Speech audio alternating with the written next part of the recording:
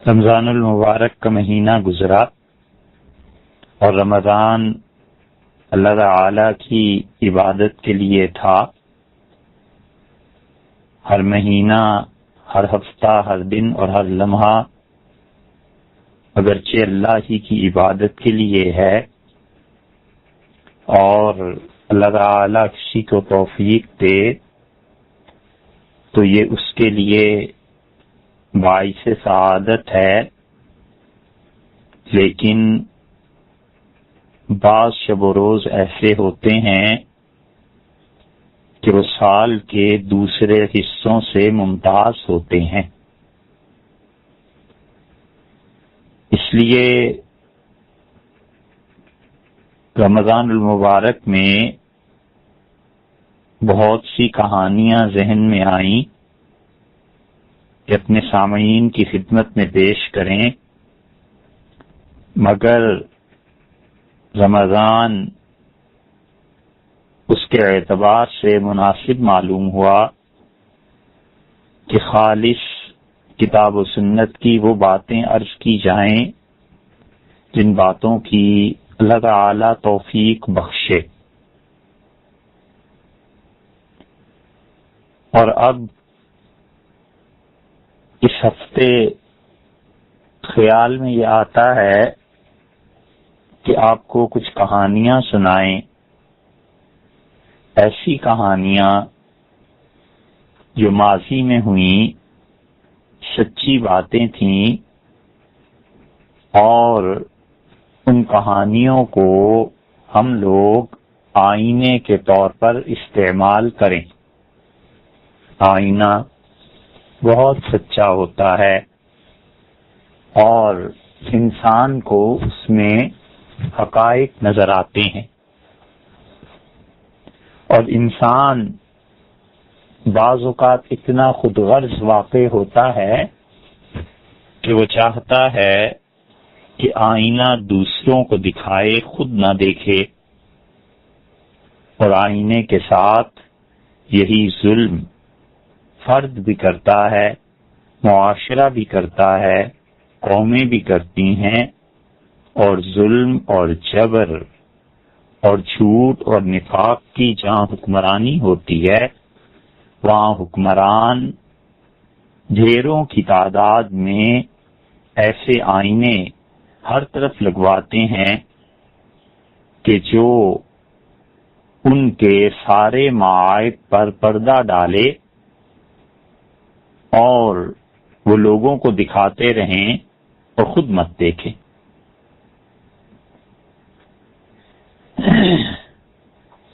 ان دلچسپ کہانیوں میں ایک کہانی ایک بادشاہ کی ہے۔ لکھتے ہیں کہ پرانے زمانے میں ایک بادشاہ تھا اور اپنی مملکت میں اس نے بس ایک قانون بنایا تھا کہ جو کچھ بادشاہ کے منہ سے نکلے وہی قانون ملک ہے، اور اس نے یہ طے کر دیا کہ جو خواہش وہ چاہیں وہ پوری کی جائے، اور پوری مملکت میں کوئی آدمی ایسا نہ ہو کہ جو اس کے متعلق ایک لفظ بھی بول سکے۔ کہتے ہیں کہ جبر کا زمانہ تھا اور لوگ عافیت اسی میں سمجھتے تھے کہ خاموش رہیں، اور شاہ وقت نے شاہی خزانے کا بھرپور استعمال شروع کیا، اور شہزادہ تھا، آباء و اجداد کی سلطنت تھی، اور جو مال جڑا ہوا تھا خرچ ہونا شروع ہوا، اور اس کی عیاشیوں کا کہاں متحمل ہو سکتا تھا، ہوتے ہوتے خزانہ خرچ ہو گیا۔ اور اس شہزادے کا ظلم بڑھتا رہا۔ آخر ایک دن اس کے ضمیر میں ایک بات آئی، اور جی میں اس نے سوچا کہ کہیں ایسے نہ ہو کہ عوام ان مظالم کے خلاف اٹھ کھڑے ہوں اور سلطنت ہاتھ سے جاتی رہے۔ اس نے اپنے وزیر سے پوچھا کہ وزیر باتدبیر یہ بتاؤ کہ ملک کے کن کن حصوں میں میرے خلاف بات ہو رہی ہے؟ وزیر نے جواب دیا کہ حضور والا، جناب کا بخت اور اقبال بلند ہو، آپ کو ایسی قوم ملی ہے کہ مکمل طور پر آپ کی تابع ہے اور سارے ملک میں کہیں کوئی آپ کے خلاف بات کرنے کو تیار نہیں ہے۔ شہزادے کو شبہ گزرا اور اس نے کہا کہ اتنے مظالم ہو گئے، دن اور رات ایک ہو گیا، اور عوام کا خون پسینے کا گاڑھا ایک ایک درہم اور دینار ہم نے اپنی خواہشات کی تسکین کے لیے اڑا دیا۔ کیا کوئی بھی بندہ خدا ایسا نہیں ہے جو ہمارے خلاف بولے؟ تو اس نے کہا حضور آپ تجربہ کر کے دیکھ لیجئے، آپ کے نصیب سے ایسی قوم آپ کے حصے میں آئی ہے کہ کچھ کر گزریے، قوم میں اٹھنے کا تصور ہی موجود نہیں ہے۔ بادشاہ سوچتا رہا اور اس نے کہا کہ تمام ملک میں یہ قانون نافذ کر دیا جائے کہ جتنے بھی لوگ اپنے شہر کو پار کر کے مزدوری کے لیے جاتے ہیں، ہر پل پہ ہر آدمی کو 1 روپیہ ادا کرنا ہوگا۔ شاہی ٹیکس لگ گیا اور پوری مملکت میں ہر آدمی نے بخوشی اسے تسلیم کر لیا کہ وہ 1 روپیہ ادا کرے اور مزدوری کے لیے چلا جائے، اور شام کو جو گھر لوٹے تو پھر 1 روپیہ ادا کر دے۔ بادشاہ کے پاس کچھ ہی دنوں میں ڈھیروں ڈھیر پیسہ آنے لگا اور بہت حیران ہوا کہ میں نے تو ڈر ڈر کے یہ قانون بنایا تھا کہ کہیں سلطنت سے نہ جاتا رہوں، یہ تو وارے نیارے ہو گئے اور قوم پیسہ بھی دیے جا رہی ہے اور کچھ کہتی بھی نہیں، اور شاہی خزانے میں ان عللوں تللوں سے جو کمی واقع ہو گئی تھی وہ بھی پوری ہو رہی ہے۔ ہمت بڑھی اور 6 مہینے بعد نیا حکم نافذ ہوا اور اس نے کہا کہ 1 کی بجائے 5 روپے۔ لوگوں نے 5 روپے ادا کرنا شروع کیے اور آخر اس نے کہا کہ 10 روپے کر دیے جائیں، اور 2 سال گزر گئے اور 10 روپے ہر آدمی صبح جاتے ہوئے دیتا تھا اور 10 ہی روپے واپس آتے ہوئے دیتا تھا۔ تو جب تیسرا سال پڑا تو اسے خود بھی کچھ شرم آئی اور اس نے کہا کہ یہ کیسی قوم مل گئی ہے کہ جتنا بھی ظلم کرو یہ برداشت کر رہے ہیں، ایسے نہ ہو کہ مجھے اطلاع نہ مل رہی ہو اور کہیں پر بغاوت کے آثار نمایاں ہو جائے۔ وزراء نے یقین دلایا کہ جناب والا پورے ملک میں کوئی آدمی نہیں ہے جو آپ کے خلاف بولے۔ 3 برس کے بعد حکم جاری ہوا کہ آئندہ سے جو شخص بھی پل عبور کر کے اپنے شہر کا، قصبے اور گاؤں کا جائے، شاہی کارندے اس سے 10 روپے بھی وصول کریں اور 10 جوتے بھی ماریں۔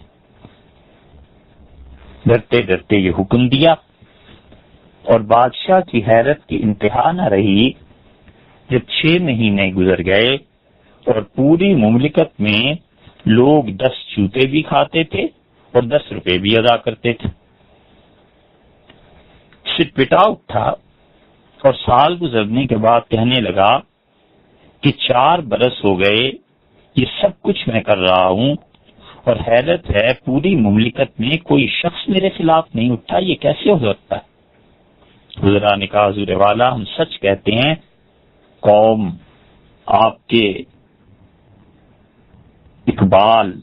اور آپ کی بلندی کی دعائیں مانگتی ہے، اور کوئی شخص ایسا نہیں ہے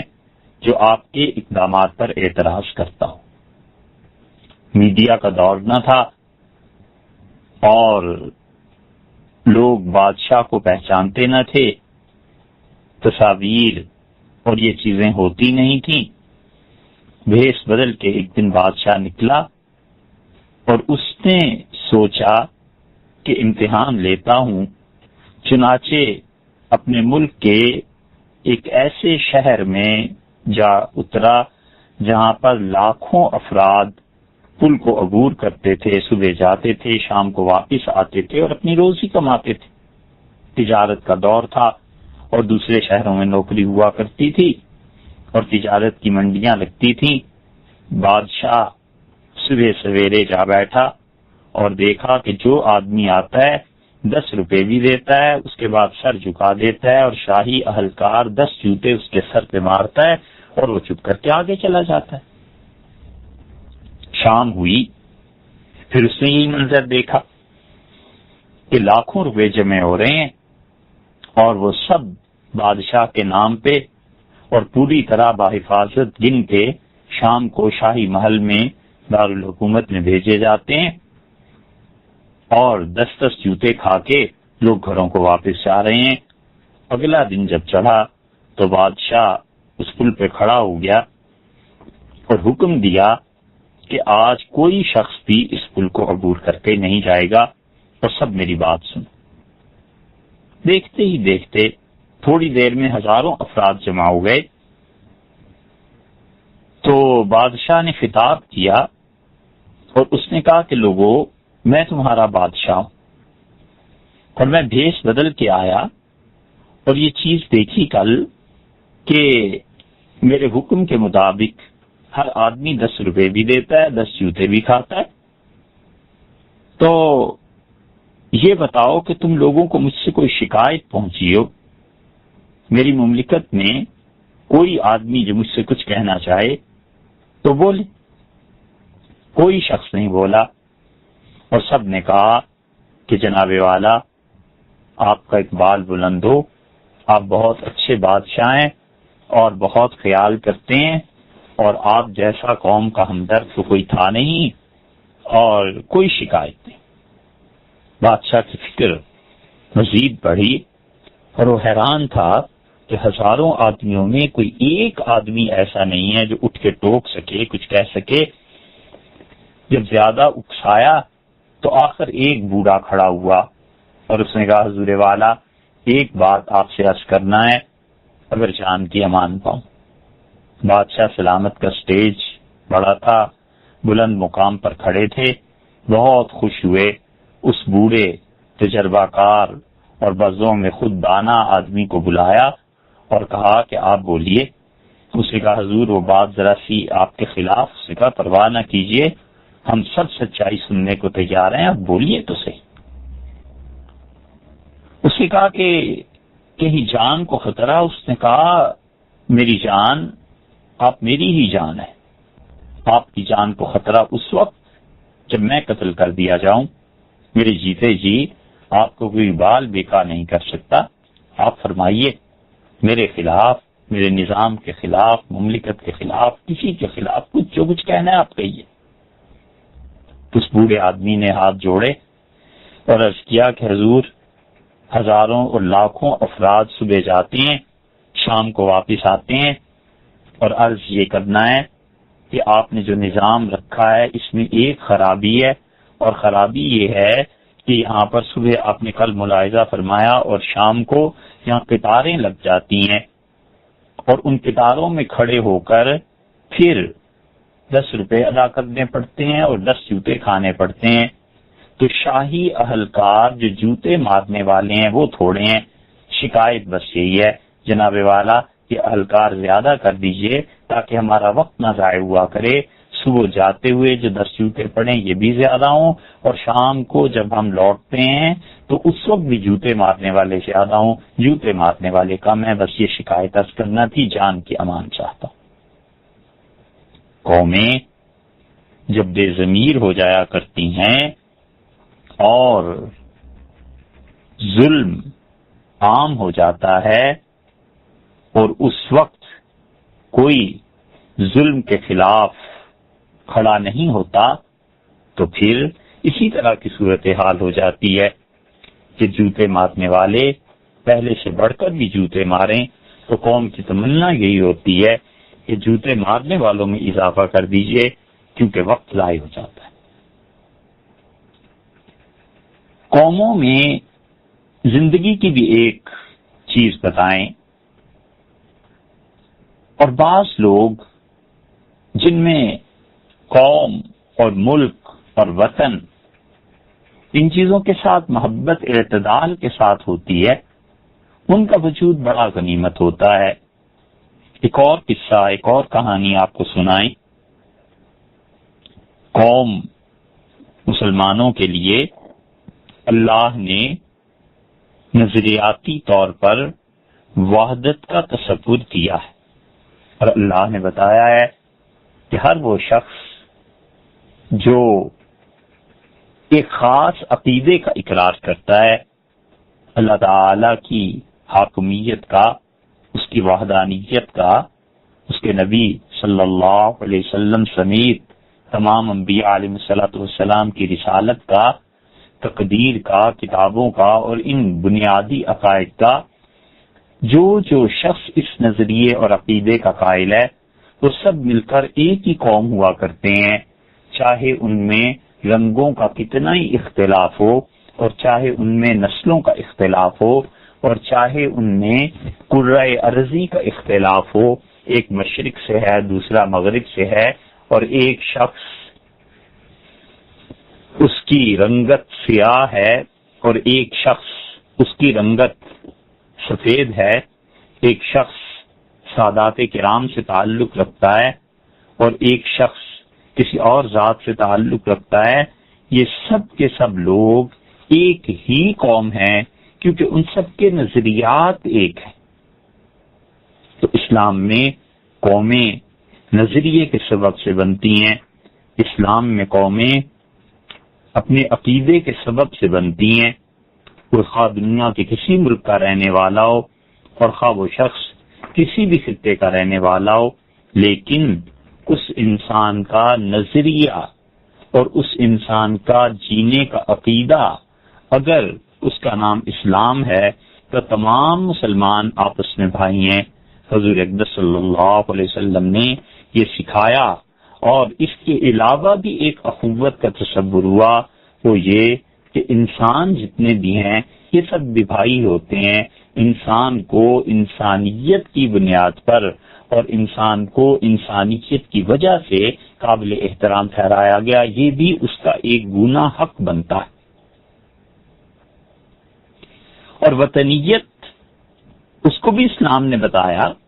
کہ ایک حد تک وہ بھی درست ہے، لیکن وطنیت اگر حد سے گزر جائے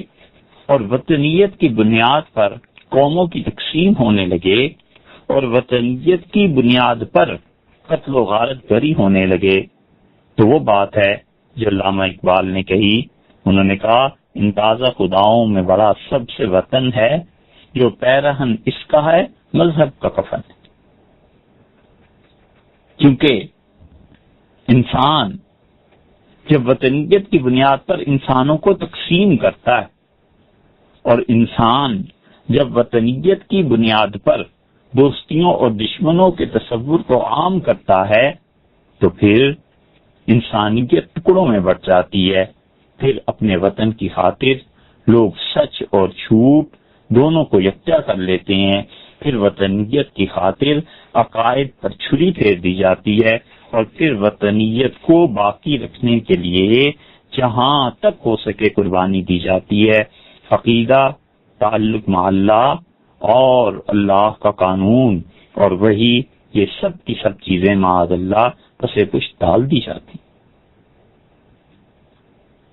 اس لیے شریعت یہ بتاتی ہے کہ ایک حد تک ہے، اور حد سے جب بڑھ گئے تو پھر اس کے بعد یہ باتیں درست نہیں رہتی۔ اپنے وطن سے محبت بہت اچھی بات ہے، لیکن یہ نہیں کیا جا سکتا کہ وطن کی بنا پر مذاہب کو اور عقیدوں کو تبدیل کر لیا جائے اور وطنیت کی بنیاد پر اسلامیت کو قربان کر دیا جائے۔ تو وطن سے محبت، تعلق، یہ ایک اچھی چیز ہے، اور اس کی ایک کہانی آپ اگر سننا چاہیں تو دو عورتیں تھیں اور وہ پیرس میں کافی پی کر اٹھی، اور ان کا چال ڈھال اور لباس بتاتا تھا کہ یہ دونوں عورتیں کسی بہت اچھے خاندان سے تعلق رکھتی۔ ان میں سے ایک خاتون، وہ لمبا قد اور جیسے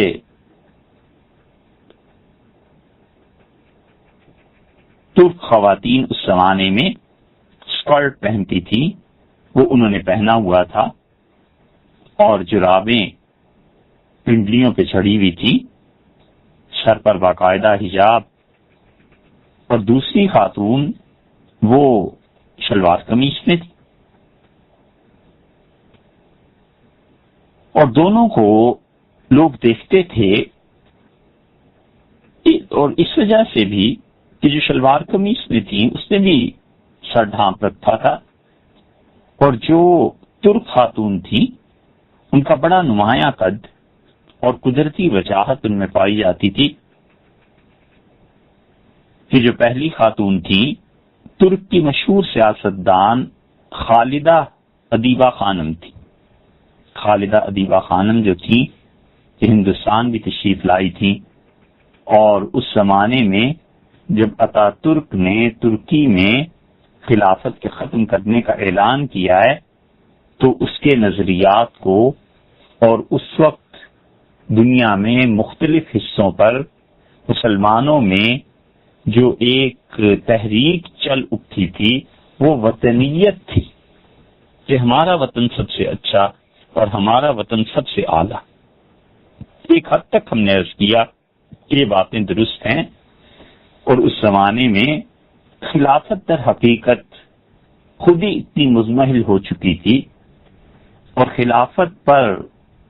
مسلمان حکمرانوں کی گرفت اتنی کمزور پڑ چکی تھی کہ اسے کسی نہ کسی دن ٹوٹنا ہی تھا۔ یہ نہیں ہے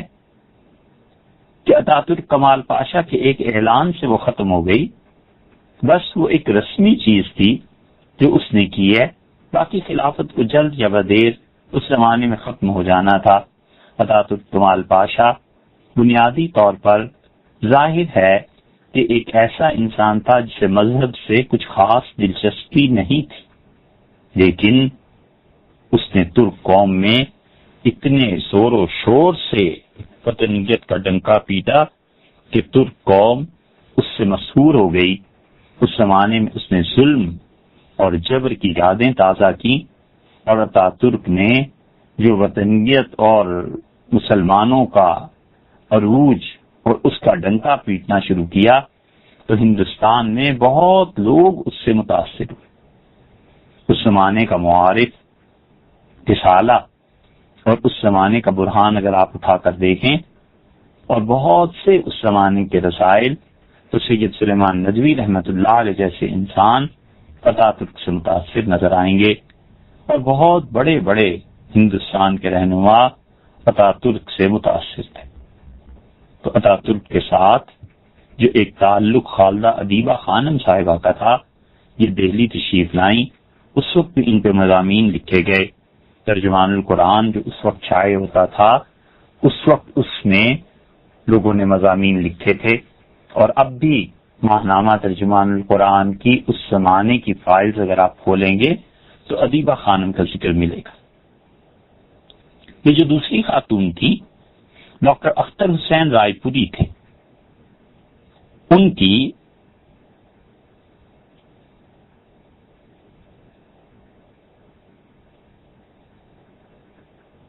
اہلیہ تھی۔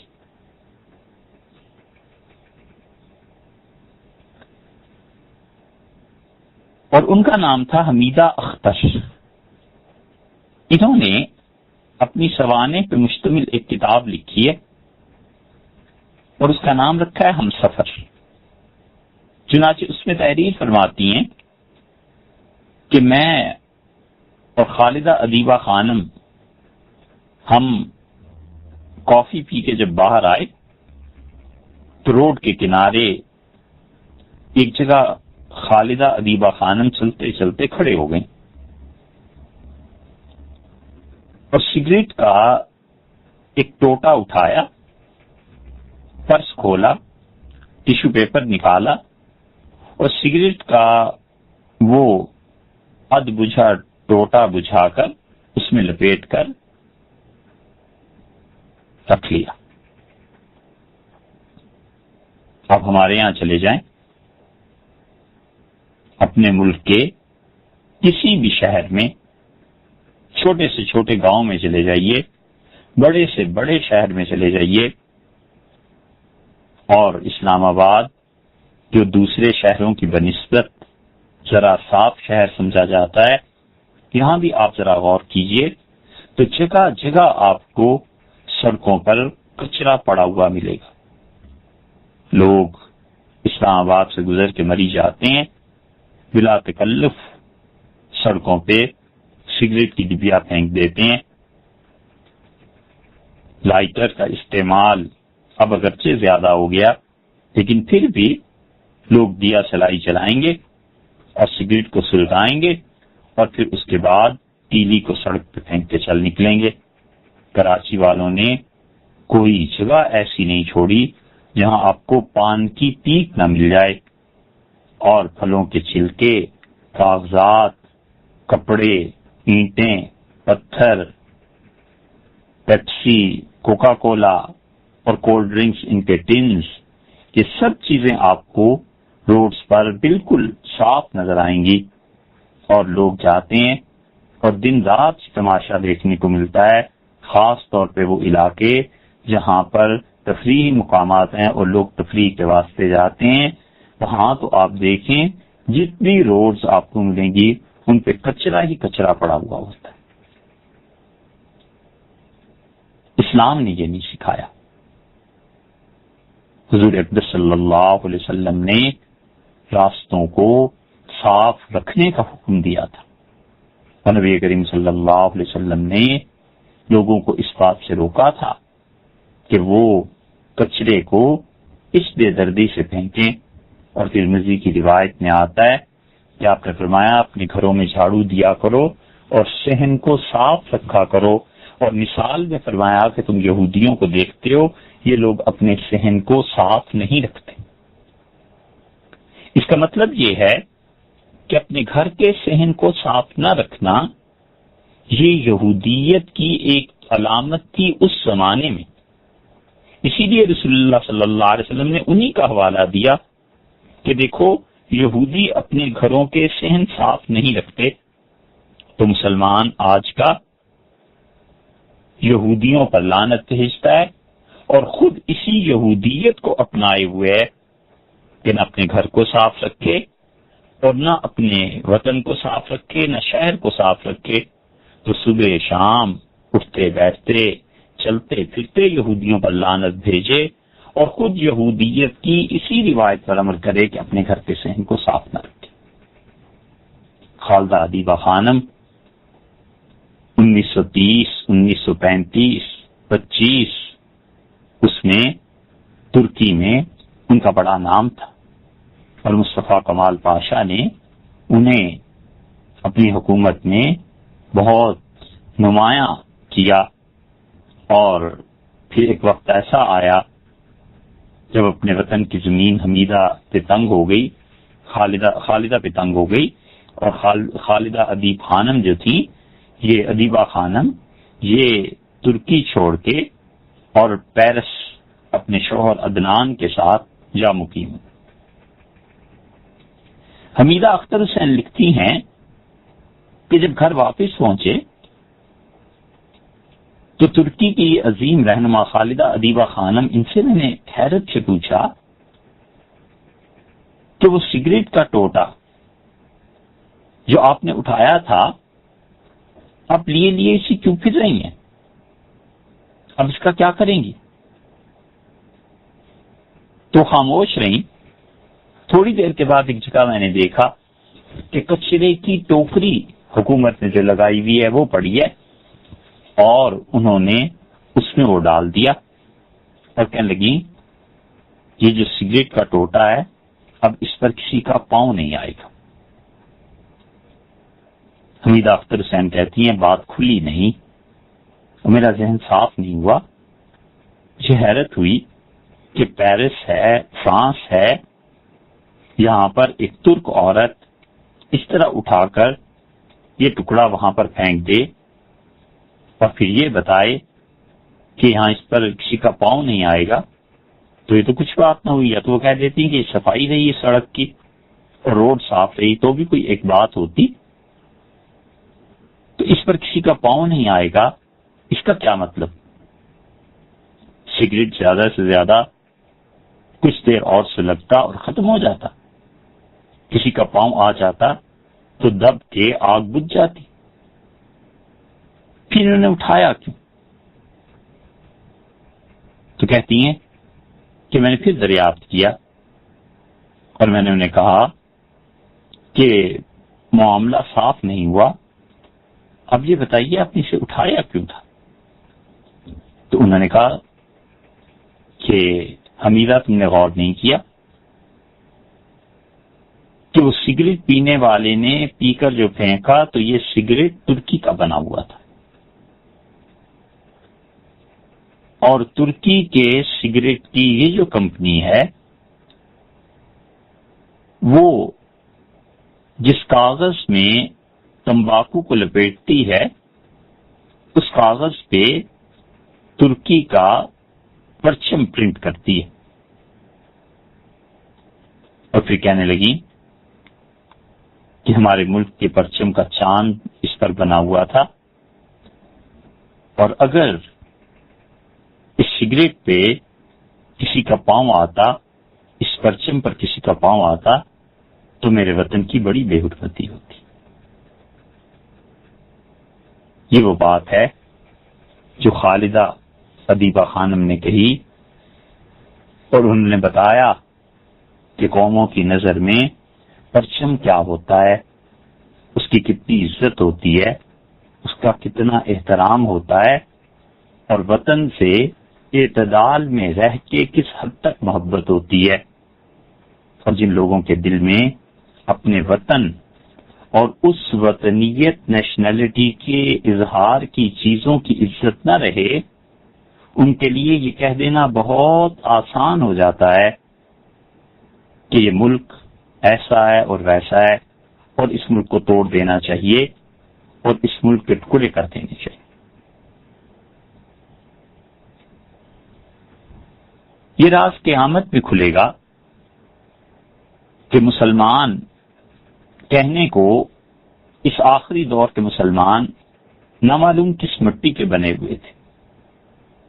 اللہ سے جتنے وعدے کیے تھے سب وعدے توڑ دیے گئے۔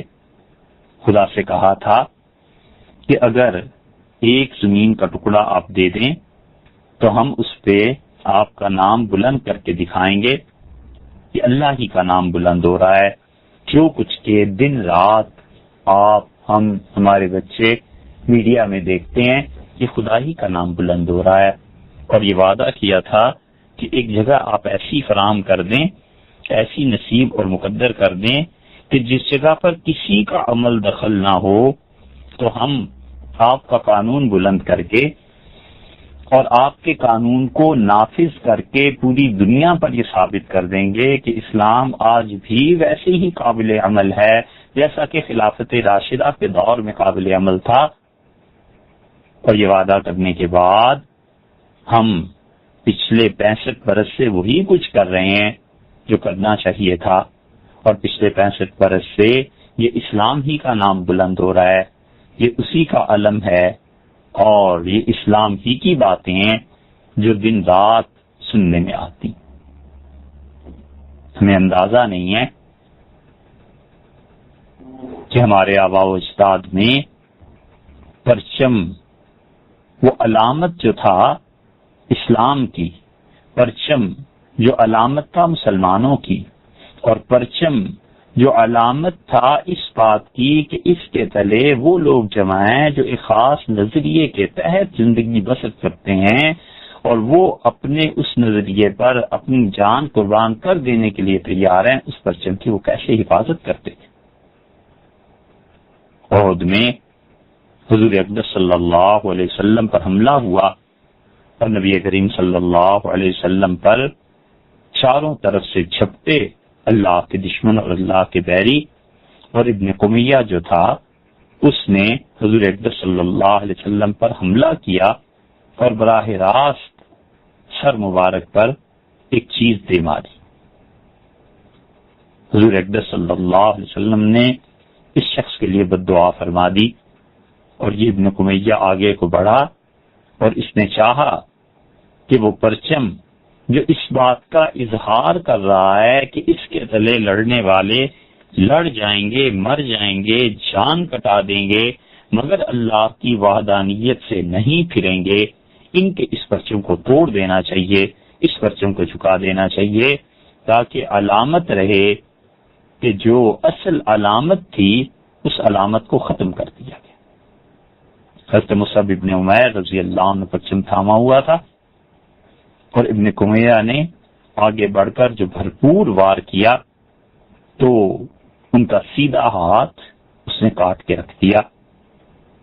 اور ان کا ہاتھ داہنا جب کٹا جس میں پرچم تھا، خون کے فوارے چھوٹ پڑے، اور حضرت مصعب رضی اللہ عنہ نے وہ پرچم دوسرے ہاتھ میں تھام لیا. اس نے دیکھا کہ جس پرچم کی وجہ سے میں نے حملہ کیا تھا وہ پرچم تو ابھی تک سربلند ہے، اس پرچم کے ماننے والے اسی کے نیچے جمع ہیں اور سب کچھ ہو رہا ہے. تو وہ آگے بڑھا اور اس نے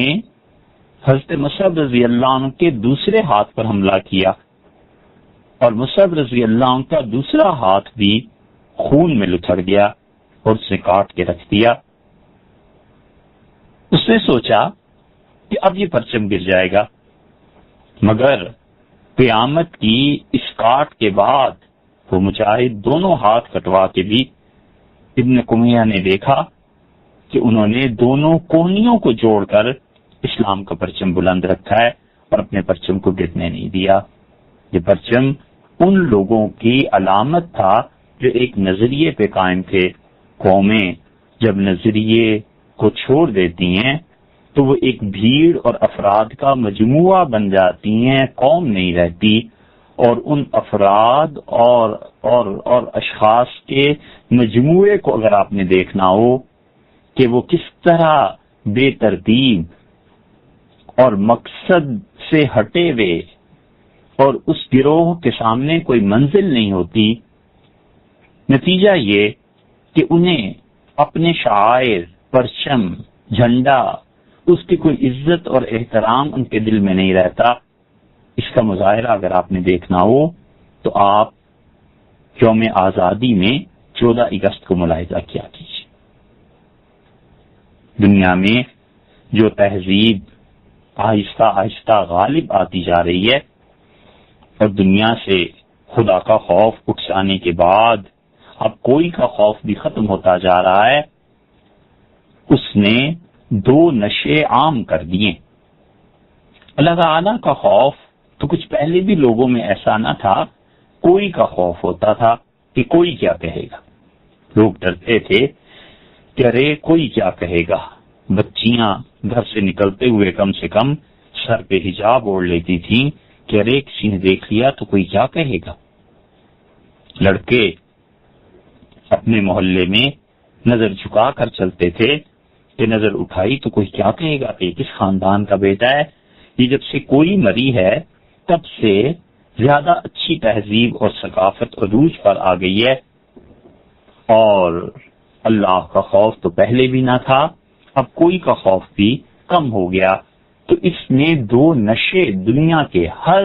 ملک تک پہنچا دیے ہیں۔ ایک وہ نشہ جس سے انسان کے اعصاب معوف ہو جاتے ہیں،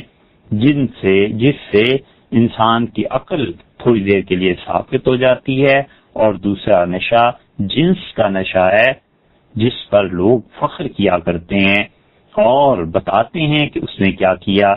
جو شرم اور شرم کے مارے ڈوب جانے کی باتیں تھیں، وہ ایک دوسرے کے سامنے فخر کے ساتھ کیا کرتے ہیں۔ قوموں میں غیرت کی کمی ایسے ہی جوانوں کو جنم دیتی۔ غالباً سر والٹر اسکاٹ تھے، دیکھیے گا انگلینڈ کی تاریخ میں، تو آہستہ آہستہ وہاں پر جب یہ دوسرا نشہ عام ہوا اور لباس خاص طور پہ خواتین کے مختصر ہونے لگے، تو ان سے کسی نے کہا کہ آپ کا کیا خیال ہے، اب یہ جو نئی تہذیب پچھلے 25-30 برس میں آ گئی ہے اور پرانی نسل ختم ہو گئی اور نئی نسل آئی ہے، تو عورتوں میں پورے انگلینڈ میں کتنی عورتیں ہوں گی جن کی عصمت محفوظ ہے؟ سر والٹر چپ ہو گئے، کچھ دیر سوچتے رہے،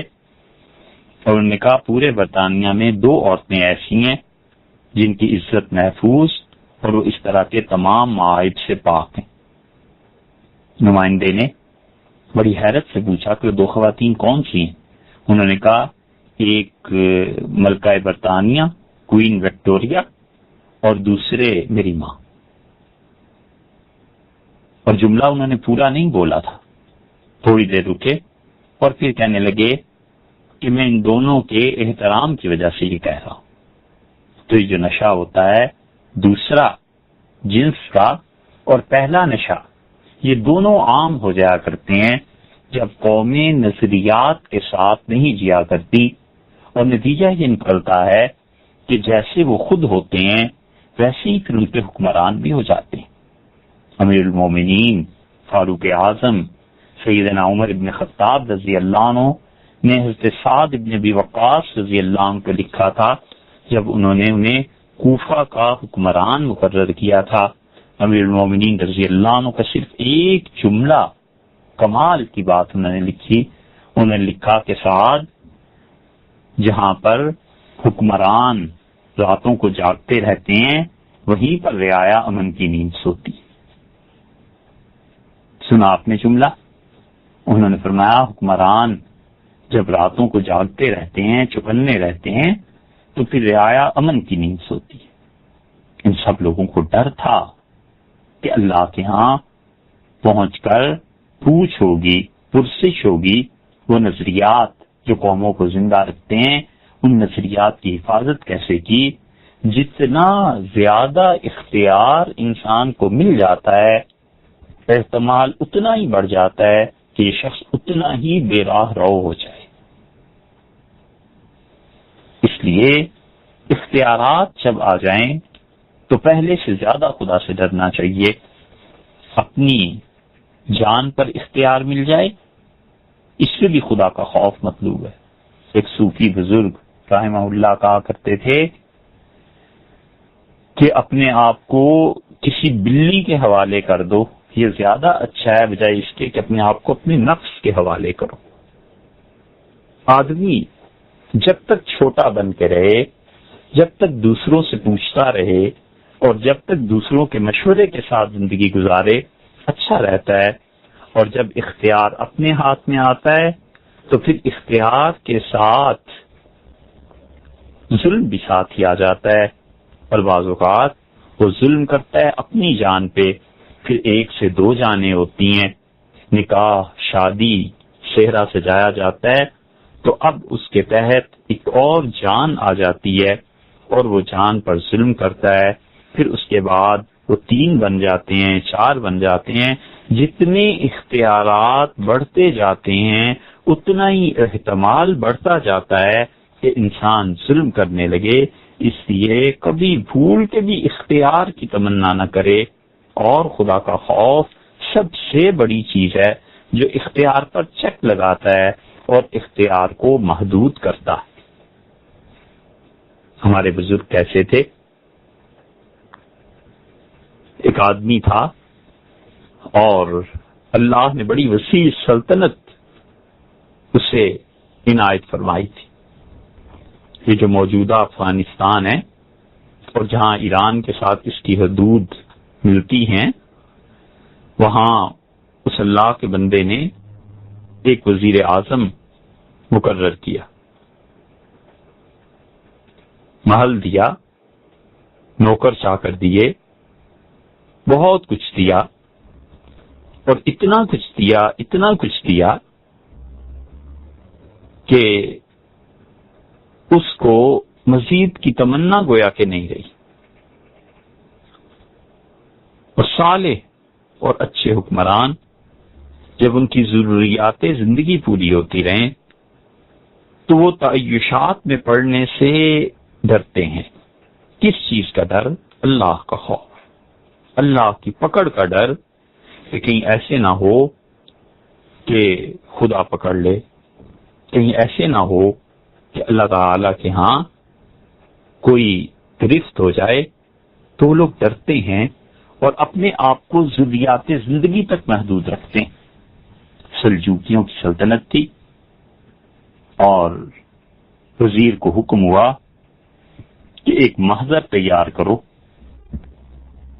ایک فرمان تیار کرو، فرمان کیا درخواست تیار کرو. اور میں نے جتنا عرصہ بھی وزیر اعظم کے طور پر حکومت کی ہے، اتنے عرصے میں نے کوئی ظلم اور زیادتی نہیں کی. یہ فرمان تھا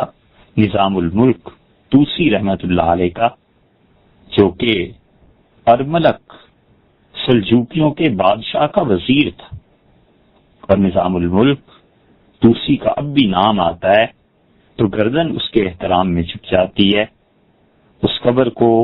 اللہ تعالی نور سے بھر دے، وہ جہاں کہیں بھی ہے، اور خدا نظام الملک کو جنت میں اعلیٰ درجے عنایت کرے، اور ذرہ ذرہ اس قبر کا ٹھنڈا ہو اور خدا کی برکتیں اور رحمتیں نازل ہوں. وہ اتنا عظیم انسان تھا نظام الملک طوسی، اور اس نے مسلمانوں کی پوری تاریخ اس کو رنگین کیا. مسلمانوں کی تاریخ میں جو قابل فخر لوگ تھے ان میں ایک نظام الملک طوسی تھا. انہوں نے حکم دیا کہ ایک تحریر لکھو اور اس پہ علماء کے، امراء کے، امیر المومنین کے، دیگر وزراء کے، عوام کے دستخط کراؤ. بہت سے صفحات اس ایک تحریر کے ساتھ جوڑو، اور ہر کوئی انصاف کے ساتھ گواہی دے کہ میں نے اپنے اس طویل دور وزارت میں جو کہ کئی سالوں پر مشتمل تھا، کسی شخص پر ظلم اور زیادتی نہیں کی. بڑا وزیر بادبیر تھا سلجوکیوں کا، اور نوشیروان کے ساتھ اس کے وزیر بزرج مہر کا نام دیا جاتا ہے، کیونکہ بادشاہ اور حکمران اپنے نائب اور اپنے وزراء انہی کو رکھتے ہیں جو ان کے ہم مشرب و ہم مسلک ہوتے ہیں. اور اختیار بادشاہ جانتا ہے کہ کتنا اندھا ہوا کرتا ہے، اس لیے عقل مند اور اصول پرست بادشاہ ہمیشہ ان لوگوں کو وزارتیں دیتا ہے جن کے متعلق وہ جانتا ہے کہ ان کے ہاں اصول کی حکمرانی رہے گی، اور یہ لوگ اپنے منصب کی وجہ سے عوام کو نہیں لوٹیں گے. جو لوگ ایسے کرتے ہیں وہ چند دن جو کچھ بھی کر لیں، لیکن اللہ کا قانون یہ ہے کہ انہیں ذلت کی موت ملے اور پھر اللہ کے ہاں ان کا محاسبہ ہو. یہ دوسری طرح کے وزراء اگر دیکھنا چاہیں تو بغداد کی سلطنت کو، مستعصم باللہ کی حکومت کو جس نے تباہ کیا وہ اس کا وزیر ابن القمی تھا. سراج الدولہ ان کا وزیر میر جعفر، سلطان ٹیپو کا وزیر میر صادق، بہادر شاہ ظفر کا وزیر الہی بخش اب وہ دنیا میں نہیں رہے، لیکن اب جو بھی میر صادق اور میر جعفر کی بات کو سنتا ہے، اگر اس سے معلوم ہو جائے کہ انہوں نے کیا کیا ہے، اور جن کو معلوم ہے اب بھی وہ ان کے بڑے پیچھے لعنتی بھیجتے ہیں، اور ان کے متعلق علامہ اقبال جیسے آدمی نے جو کچھ لکھا ہے، بس وہ کافی ہے کہ اقبال نے بتایا کہ جہنم میں پہنچ کے بھی ان کا مقام کیا ہو۔ تو نظام الملک طوسی بڑے قابل آدمی تھے۔ ان کے ادنا کارناموں میں سے ایک یہ ہے کہ انہوں نے نیشا پور کی جامع قائم کی۔ انہوں نے اتنی مصروفیات کے باوجود سیاست نامہ جیسی کتاب لکھی۔ وہ اپنے شہروں کا نام لے لے کے کہتے تھے کہ خراسان میں، نیشا پور میں، فلاں میں، فلاں میں اگر کسی آدمی کی رسی گر جائے، اونٹ پہ سوار ہو اور اس کی رسی گر جائے، اور وہ اگلے دن آئے اور اس کی رسی اسی جگہ پہ اسے نہ ملے، تو وہ آ کر میری گردن اڑا دے، میرا محاسبہ کر لے۔ اتنا امن تھا، اتنا اطمینان تھا، اور لوگوں کی نظریں ایسی بھری ہوئی تھی کہ کوئی شور و شر اور کچھ بھی نہیں پایا جاتا تھا۔ لوگ بلا تکلف، بغیر کسی کھٹک کے رات دن تجارت کرتے تھے، طلبا جاتے تھے، پڑھتے تھے، رات دیر تک مجلسیں قائم رہتی تھیں، اور خود نظام الملک طوسی پڑھاتے تھے۔ سیاست میں انہوں نے نادرہ روزگار کتاب لکھی۔ اصل نام ان کا حسن اور ابو علی ان کی کنیت تھی، اور لوگوں نے عوام الدین انہیں کہا۔ نظام الملک کے حکم پر جو تحریر تیار ہوئی وہ عوام کے پاس گئی، لوگوں نے دستخط کیے، اور نظام الملک کو اطلاع ملی، اور وہ خوش تھے، اور بار بار اطلاع پہ کہتے تھے کہ تمہیں معلوم ہے کہ یہ میں کیوں لوگوں کے دستخط کرا رہا ہوں؟ مجھے نہیں معلوم کون دستخط کرتا ہے اور کون نہیں کرتا، محض اس لیے کہ اللہ کے ہاں قیامت میں پیش کر دوں کہ خدایا میری وزارت میں یہ اتنے تیرے ڈھیر سارے بندے تھے جنہوں نے اس بات پر بغیر کسی جبر کے گواہی دی تھی کہ میں نے اپنی دور وزارت میں کبھی ظلم نہیں کیا۔ ہوتے ہوتے یہ محضر حضرت ابو اسحاق شیرازی رحمت اللہ علیہ کی خدمت میں پیش ہوا۔ ابو اسحاق شیرازی کیا بتائیں، افسوس ان ناموں کو جاننے والے لوگ نہیں رہے، اور افسوس قوم ایسی بانجھ ہو گئی ہے کہ انہیں معلوم ہی نہیں ہے نظام الملک کون تھا اور ابو اسحاق شیرازی کون تھے۔ غزالی رحمت اللہ علیہ کے استاد تھے، اور ابو اسحاق شیرازی رحمت اللہ علیہ کے علم کا ایک ادنا سا شوشہ اور اس کی جھلک دیکھنی ہو تو غزالی کو پڑھ۔ بغداد میں جو یونیورسٹی جس کے آثار ابھی تک قائم ہے اور ہم نے دیکھے ہیں، اس کے وائس چانسلر تھے، اور ان کے ساتھ اور بھی علماء وہاں پڑھاتے تھے۔ ابو اسحاق شیرازی، ان کی عزت اور احترام، ان کے علم کا احترام اور ان کے تقویٰ کا نظام الملک وزیر ہونے کے باوجود، اور طوسی اتنا بڑا خود عالم دین اور وزیر باتدبیر ہونے کے باوجود دبتا تھا۔ جب ان کے سامنے یہ درخواست پیش کی گئی تو ابو اسحاق شیرازی رحمت اللہ علیہ کیا کہنے ان کے علم کے۔ یہ امام نووی رحمت اللہ علیہ نے شافعی فقہ جو کتاب لکھی ہے کئی جلدوں میں، اس کا ایک حصہ غالباً ابو اسحاق شیرازی رحمت اللہ علیہ ہی کے ایک رسالے کی شرح ہے۔ غالباً اس لیے کہہ رہے ہیں کہ مدت ہوئی ان چیزوں کو دیکھے ہوئے، اور تحقیق میں دیکھ لیجئے گا، امید ہے یہ بات درست نکلے گی، اور نہ بھی درست ہو تو ابو اسحاق شیرازی کمال کے شافعی فقیہ تھے۔ وہ درخواست پیش ہوئی تو انہوں نے پوچھا کیا ہے؟ عرض کیا گیا کہ نظام الملک طوسی انہوں نے یہ محضر بھیجا ہے، آپ اس پہ دستخط فرما دیں۔ انہوں نے پڑھا تو اس میں درخواست یہی تھی کہ اس بات کی گواہی دی جائے کہ میں نے اپنی پورے دور وزارت میں کسی پر کچھ ظلم نہیں کیا۔ تو اس درویش نے کہا کہ اچھا ہمارا قلم لائیے، ہم دیانتداری کے ساتھ ایسی گواہی دیں جو اللہ کے ہاں پہنچ کر سچائی پر مشتمل۔ وزیر کے نوکر چاکر جو اس درخواست کو لے کے پیش ہوئے تھے، انہوں نے بڑے ادب سے قلم تھمایا، اور ادھر نظام الملک طوسی کا حال یہ تھا کہ اسے وہ کہہ تو نہیں پائے، مگر ساری رعایا اور سارے عوام سے کہیں زیادہ اس شہادت کا انتظار تھا کہ یہ درویش خدا مست کیا شہادت میرے بارے میں دے گا، اور یہ جو کچھ لکھیں گے ان کا ایک ایک حرف اللہ کے ہاں کام آئے گا۔ یہ درویش واقعی تعلق مع اللہ سے رنگے ہوئے تھے، یہ درویش نہ حکومتوں سے ڈرتے تھے، ان علماء کو نہ عہدوں کی طلب تھی، اور نہ ہی یہ سرکاری کاغذوں میں اپنا نام لکھوانا چاہتے تھے۔ مشہور قصہ ہے کہ حضرت خواجہ بختیار الدین کاکی رحمت اللہ علیہ کا نام سرکاری کاغذوں میں آ گیا،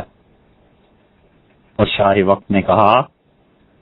کہ یہ دہلی میں جو صوفی ہیں ان کو بھی حکومت کی طرف سے ہر ماہ اتنا وظیفہ ملا کرے گا۔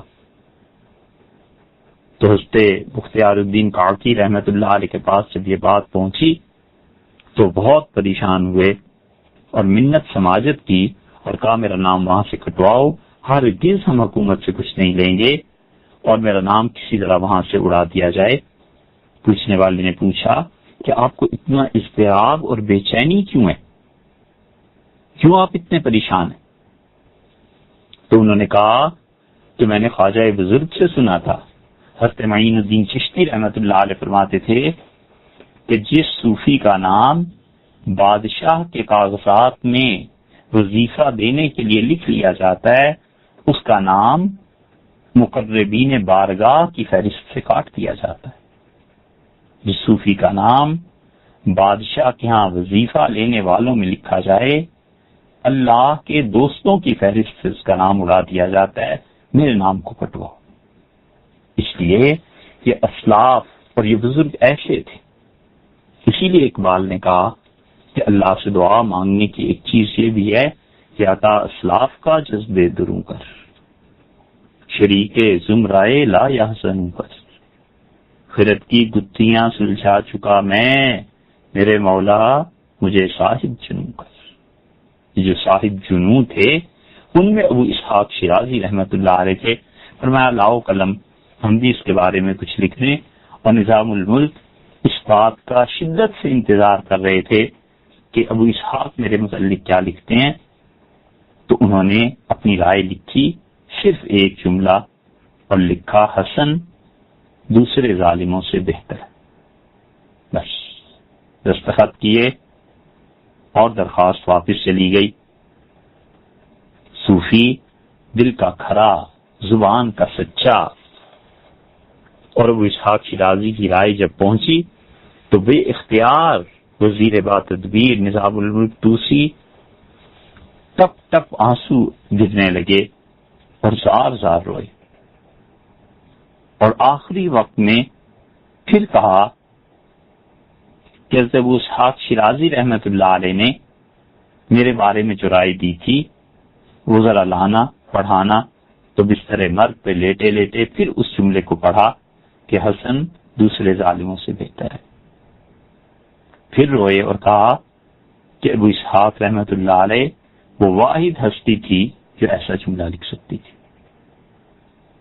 پھر نظام الملک کا انتقال ہو گیا،